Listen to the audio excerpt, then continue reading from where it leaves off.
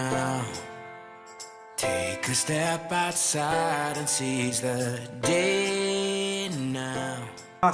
Então nós precisamos ter muito cuidado com esse mundo, com esse cosmos, com essa sociedade, com essa moda que está insistindo em entrar na igreja. Eu espero que esteja sendo claro neste momento. Então, nesse primeiro ponto, o Tiago ele deixa claro que a amizade com o mundo é a inimizade contra Deus.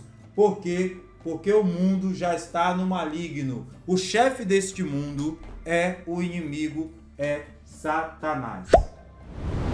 Então nós já passamos o primeiro ponto, eu vou concluir e nós vamos passar para o segundo ponto.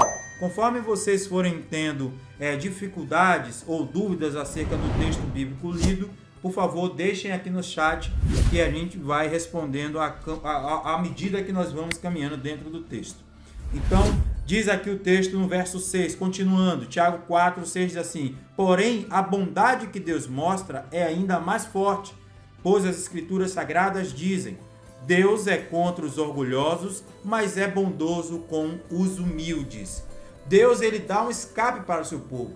Ele não só diz e afirma que os desejos que estão dentro de nós são desejos incontroláveis e violentos, mas como também ele diz que ele ajuda, ele é contra os orgulhosos e é bondoso com os humildes. Se nós tivermos vestidos da armadura, da roupa da humildade, Deus ele vai ser conosco e vai nos dar o escape em todo o tempo. O verso 7 ele diz assim: portanto, obedeçam a Deus e enfrentem o diabo, que ele fugirá de vocês. Cheguem perto de Deus e ele chegará perto de vocês. Lavem as mãos, pecadores. Qual é a fórmula para nós vencermos esse mundo mal? Qual é a fórmula para nós vencermos os pecados? Qual é a fórmula para nós nos colocarmos diante de Deus? A fórmula que nós temos para isso é nos achegarmos a Deus. É exatamente isso que nós estamos fazendo hoje, dedicando um tempo para estarmos fazendo a leitura da palavra de Deus, para entendermos um pouco da palavra de Deus. Eu já falei no vídeo anterior e eu quero repetir aqui para todos que estão me assistindo nesse momento. Às vezes eu tenho a impressão que falar da Bíblia, falar de Deus é o mesmo que estar falando do diabo. Olha que mundo maluco, que sociedade maluca nós estamos vivendo hoje.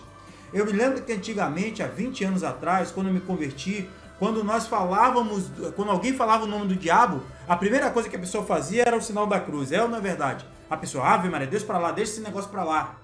Hoje em dia é o contrário.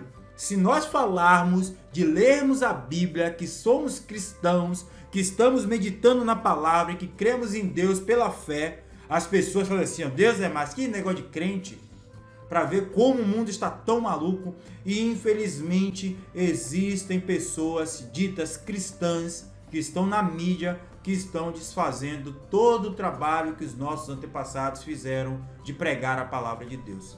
Então o mundo hoje é esse mundo de hoje, é esse mundo que já na época de Tiago já existia. Então nós precisamos ter a consciência de que quanto mais nós estivermos próximos de Deus, mais Deus vai estar próximo de nós. O problema não é Deus.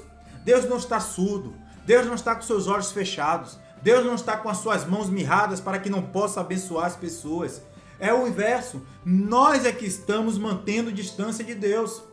Nós é que estamos tendo Deus como se fosse o nosso adversário. Aí as pessoas perguntam: Flávio, por que hoje nós não vemos os milagres de Jesus como na sua época?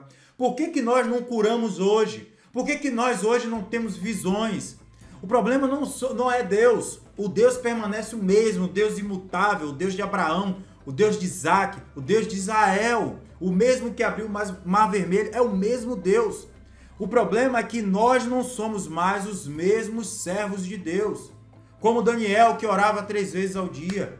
Como Daniel, que jejuava, que rejeitava as coisas do mundo. Daniel estava na corte de Nabucodonosor, ele rejeitou as coisas que Nabucodonosor, ele colocou diante de Daniel. E depois Deus, assim como disse na sua palavra aqui no verso 7, no verso 6 e verso 7, ele colocou Daniel como sendo um maioral do rei. Por quê? Porque ele rejeitou o mundo. Daniel, ele não quis viver como o mundo queria. Daniel não queria se misturar. E hoje, infelizmente, o que nós vemos são as pessoas que se dizem ser cristãs, envolvidas em crimes, em adultérios, pastores se divorciando 3, 4, 5 vezes, pessoas que pegam seus filhos para terem relacionamentos sexuais. Meu Deus, que mundo é esse? Eu disse há uns 5 anos atrás, na minha antiga igreja, quando eu dava aula da Escola Bíblica Dominical, eu disse para um grupo de adolescentes que daqui a uns 10, 15 anos, anote isso que eu estou falando, se Jesus não voltar nesse período, a pedofilia, anote o que eu estou lhe dizendo, você vai dizer que é um absurdo, mas comece a fazer uma recapitulação de como eram as coisas há 15 anos atrás, 20 anos atrás, não tem muito tempo, e como as coisas estão hoje. Se Jesus não voltar, nesse período de 10 a 15 anos, a pedofilia vai ser algo institucional. Vai ser algo que vai ser legal no nosso país. Porque vão ter essas campanhas, como acontecem hoje as campanhas de casais mistos, de pessoas que tenha nada contra, você pode se relacionar com quem você quiser, casar com quem você quiser, só uma coisa que eu não vou aceitar. Você dizer que isso é bíblico. Você dizer que está na palavra de Deus. Eu creio na Bíblia, eu creio nessa palavra. E a Bíblia me diz que isso é transgressão. A Bíblia me diz que isso é pecado. E eu não posso aceitar isso como verdade. A vida é sua, você faz o que você quiser. Mas anote, assim como essas questões de família, essas questões estão sendo colocadas hoje como algo normal e legal, a pedofilia daqui a 10, 15, 20 anos, se Jesus não voltar, pode ter certeza, essas coisas vão ser legalizadas. Vão ser legalizadas. E eu espero em Deus que Jesus volte antes, para a gente não presenciar o fim do mundo, porque nós já estamos vivendo o fim do mundo. Deixa eu finalizar essa primeira parte, que diz assim, eu vou repetir o verso 8 e continue assim. Cheguem perto de Deus e Ele chegará perto de vocês. Lavem as mãos, pecadores. Limpem o coração, hipócritas. Fiquem tristes, gritem e chorem. Mudem as suas risadas em choro e a sua alegria em tristeza.